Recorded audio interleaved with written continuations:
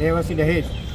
સૌ પ્રથમ તો પ્રિન્ટ મીડિયા અને ઇલેક્ટ્રિક મીડિયાનો ખૂબ ખૂબ આભાર કે આપે અમારા યુવા ક્રાંતિ ગ્રુપના પ્રશ્નને વાચા આપવાનો પ્રયત્ન કર્યો છે.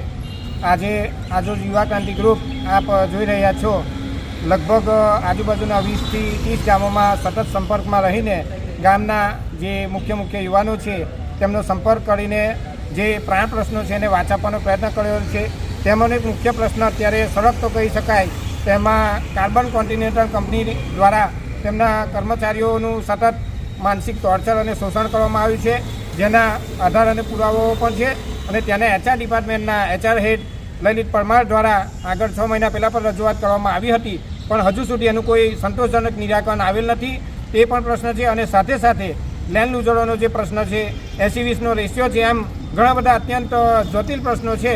તેને ઉઠાવીને આજના રોજ જ્યારે કલેક્ટર સાહેબશ્રીને આવેદનપત્ર આપવામાં આવ્યું છે.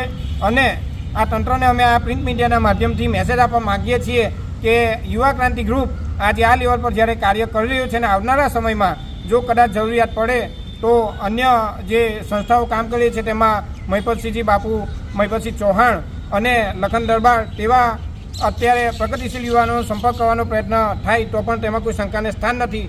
તો આ ખાસ કરીને આજના આવેદનપત્રમાં વિશેષ સૂચન કરીએ છીએ કે આપ અમારા પ્રશ્નોને સારી એવી વાચા આપી અને તાત્કાલિક ધોરણે તેનું નિરાકરણ કરો એવી અભ્યર્થના સાથે જય હિન્દ જય ભારત. રોજગારી અમારો હક છે. આજ રોજ અમે યુવા ક્રાંતિ ગ્રુપ થકી યુવા ક્રાંતિ ગ્રુપ દ્વારા આજે દહેજ ઇન્ડસ્ટ્રીયલ ઝોન છે, જે આજે વિશ્વમાં સૌથી મોટામાં મોટો ઇન્ડસ્ટ્રીયલ ઝોન છે, છતાં પણ કહેવાય ને કે ઘરના છોકરા ઘંટી ચાટે અને બહારના છોકરા લોટ ખાય એવી પરિસ્થિતિ આજે દહેજ GIDCમાં દેખાઈ રહેલી છે. બરાબર. આજે સ્થાનિક લોકોને, લોકલ લોકોને ત્યાં હવાનું પ્રદૂષણ ખાવાનું, જમીનનું પ્રદૂષણ વેઠવાનું, જળ પ્રદૂષણ, બધા જ પ્રદૂષણ આજે આપણને કંપનીઓ ભેટમાં આપી રહેલી છે. અને એની સામે શું કે નથી લેન્ડ લૂઝરોને નોકરી મળતી, નથી સ્થાનિકોને નોકરી મળતી, નથી સ્થાનિકોને કે નથી લોકોને નોકરી મળતી.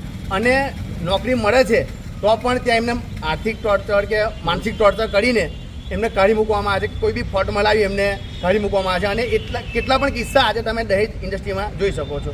આજે તમે જોઈ કોન્ટિનેન્ટલ કાર્બન છે, એવી તો દહેજ ઇન્ડસ્ટ્રીમાં કેટલી કંપનીઓ છે જે સ્થાનિકોને, લોકલોને આ રીતે માનસિક ટોર્ચર કરીને કાઢવા માટે આગળ વધી રહેલી છે, કાઢી રહેલી છે.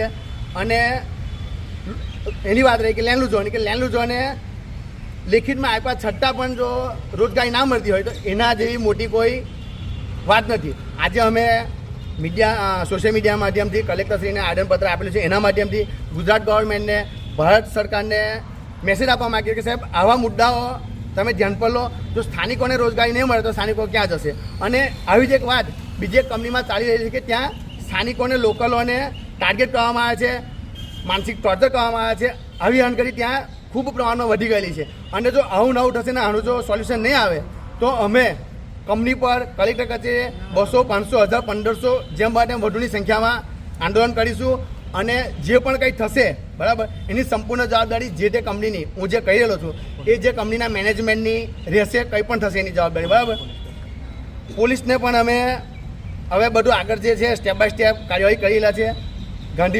જો આનું નિરાકરણ નહીં આવે તો અમે ગાંધી ચિંધ્યા માર્ગે આનું આંદોલન કરીશું. એટલે દહેજની જે કંપનીઓ છે તે આના પર ધ્યાન આપે, નહીં તો અમે ઉગ્ર આંદોલન કરવા તરફ આગળ જઈ રહેલા છે.